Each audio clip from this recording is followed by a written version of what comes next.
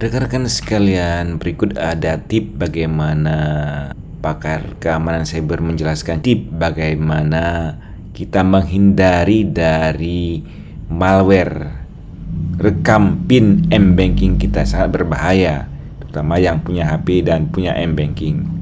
Simak tip Kompas berikut ya. Ingat guys, jangan lupa ada link APK, jangan ditekan.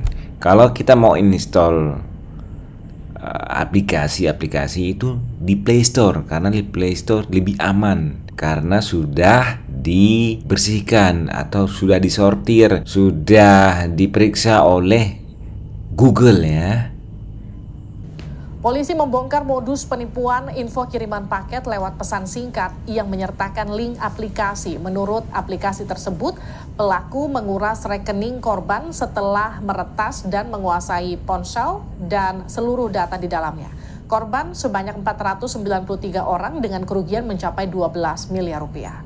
Bagaimana mekanisme penipuan dengan modus ini dan apa yang perlu diwaspadai? Kita akan sapa Pratama Persada, pakar keamanan siber. Selamat malam, Pak Pratama. Selamat malam, Mbak.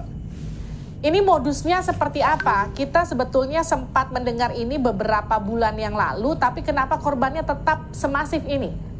Ya, Mbak, saya pikir ini ada beberapa sebab ya gitu. Yang pertama adalah karena masyarakat tidak begitu mengerti tentang literasi digital kalau handphonenya itu atau device-nya itu gampang terinfeksi malware begitu.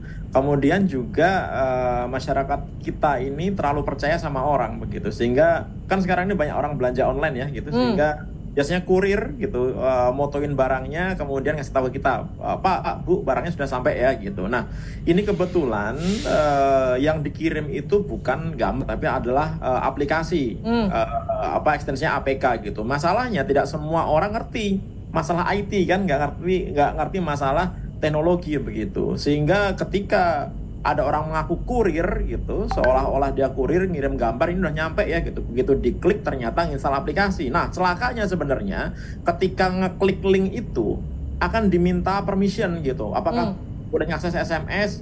Apakah boleh ngakses data? Apakah boleh ngakses phone book? Nah, masyarakat kita suka nggak peduli, tekan yes. Oke. Sep gitu semuanya. Ini ya, saya izin potong.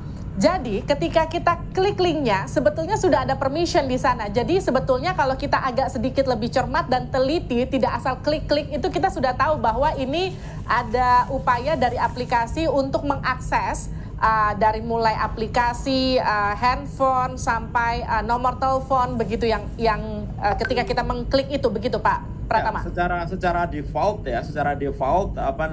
sistem di dalam handphone kita ini sebenarnya sudah punya level security sendiri gitu. Dia akan bertanya kepada si pemiliknya, ini boleh nggak ngakses ini, boleh nggak ngakses ini gitu. Kan aneh tuh, ada gambar minta akses ke phone book, minta akses ke data dan lain-lain begitu. Tapi karena kita suka nggak peduli karena pengen lihat gambarnya, tekan yes saja. Nah, begitu semuanya sudah oke, tiba-tiba aplikasi terinstall, apa yang terjadi? Aplikasi ini adalah malware, namanya tipenya adalah RAT gitu, Remote Access Tool gitu. Jadi dia bisa menginfeksi handphone kita dan bisa digunakan untuk mengambil alih handphone kita. Jadi handphone kita ini dikendalikan dari jarak jauh si pengirim malwarenya ini. Kemudian juga malware ini bisa melakukan sniffing terhadap apapun yang kita ketikkan di dalam handphone kita. Jadi kayak logger gitu, kita ngetik PIN dia bisa baca, ngetik password dia bisa baca gitu. Sehingga ketika dia mengakses handphone kita, kemudian membutuhkan PIN, membutuhkan password untuk transaksi, dia udah tahu itu. Sehingga dia bisa melakukan dari jarak jauh tanpa kita sadari gitu. Jadi handphone kita jalan sendiri gitu, Pak Pratama. Kalau kita mengakses mobile banking sebelum kita mengakses aplikasi pertasan tersebut, apakah kemudian juga tetap terbaca ataukah memang baru terbaca setelah aplikasi tersebut menjebak kita dan kita mengakses PIN? Baru terbaca setelah ada aplikasi malware ini masuk ke dalam kita, Mbak. Sebelumnya nggak terbaca, karena kan PIN itu tidak tercatat di handphone sebenarnya. Jadi kalau kita memasukkan PIN, memasukkan password, itu harusnya tidak tercatat di handphone. Yang jadi masalah ketika malware itu sudah terinstall ke handphone kita ketik password atau ketik PIN, itu direcord sama malware ini. Sehingga dia bisa tahu dengan tepat si user ini lagi menggunakan mobile banking apa, BRI, BCA, Mandiri dan lain-lain, semuanya bisa gitu. Nah, itu yang akhirnya menjadi data bagi si pengirim malware ini untuk melakukan transaksi menggunakan infonya si user. Karena kan nggak mungkin. Karena gini, sebenarnya internet banking itu mobile banking itu punya security. Dia nggak bisa digunakan di handphone lain karena autentikasinya ada menggunakan SIM card, dia menggunakan identifikasi dari handphonenya gitu. Betul. Dia nggak bisa kalau misalkan orang lain kemudian nyoba-nyoba menggunakan mobile bankingnya device lain gitu. Oleh karena itu cara paling gampang gimana? Ya menguasai atau mengendalikan handphone si pemiliknya langsung gitu. Bagaimana caranya? Ya mengirimkan malware. Nah ini terjadi kan? Oke, Nah, Pak Pratama, ini juga, maaf saya potong. Ini kan korbannya sudah 900 lebih yang ketahuan. Bisa jadi sebetulnya korbannya lebih banyak lagi daripada itu. Pasti jauh lebih banyak. Oke, sekarang kalau misalnya saya sempat pencet linknya, saya tahu dari mana saya itu sudah kertas atau belum. Saya bisa cek di mana dan apa yang bisa saya lakukan. Jadi sebenarnya kalau malware-nya itu terinstall secara background, kita nggak bisa tahu bahwa handphone kita ini sudah terinstall malware apa tidak, kecuali kalau kita pasang antivirus ya. Makanya antivirus ini mandatori, sangat penting sekali.